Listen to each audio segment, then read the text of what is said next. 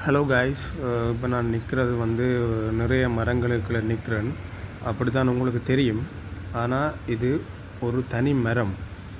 இந்த மரம் இன்றைக்கு தான் நான் பார்க்குறேன். என் லைஃப்லேயே இப்படி ஒரு பெரிய மரத்தை நான் இன்றைக்கு தான் பார்க்குறேன். பார்க்குறதுக்கு அவ்வளோ பிரம்மாண்டமாக இருக்குது. கிட்டத்தட்ட எனக்கு தெரிஞ்ச ஒரு 100 வருஷத்துக்கு மேலே தான் இந்த மரம் இருக்கும்னு நான் நினைக்கிறேன்.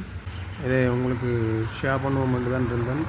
இதில் இருக்கிற ஒவ்வொரு கிளையும் வந்து வேர் மாதிரி இன்னொரு தனி மரம் மாதிரி இது பார்க்குறதுக்கு தெரியுது. இந்த மரத்தோட பேர் வந்து எனக்கு சரியாக தெரியலை. உங்களுக்கு யாராவது தெரிஞ்சால் கட்டாயம் இதை கமெண்டில் சொல்லுங்கள்.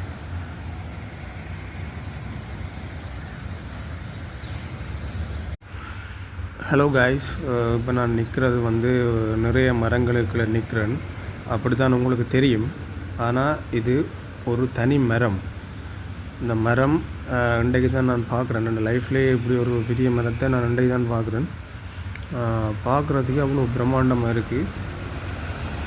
புழு கிளைகள் இருக்குன்னு பாருங்கள். கிட்டத்தட்ட எனக்கு தெரிஞ்ச ஒரு 100 வருஷத்துக்கு மேலே தான் இந்த மரம் இருக்கும்னு நான் நினைக்கிறேன். பார்க்கவே அவ்வளவு பெரிய ஒரு மரமாக இருக்குது. இந்த மாதிரி ஒரு மரத்தை நான் அந்த லைஃப்லேயே பார்த்ததில்லை. இதை உங்களுக்கு ஷேர் பண்ணுவோம்னு தான் இருந்தேன். இதில் இருக்கிற ஒவ்வொரு கிளையும் வந்து வேர் மாதிரி இன்னொரு தனி மரம் மாதிரி இது பார்க்குறதுக்கு தெரியுது. இந்த மரத்தோட பேர் வந்து எனக்கு சரியாக தெரியலை.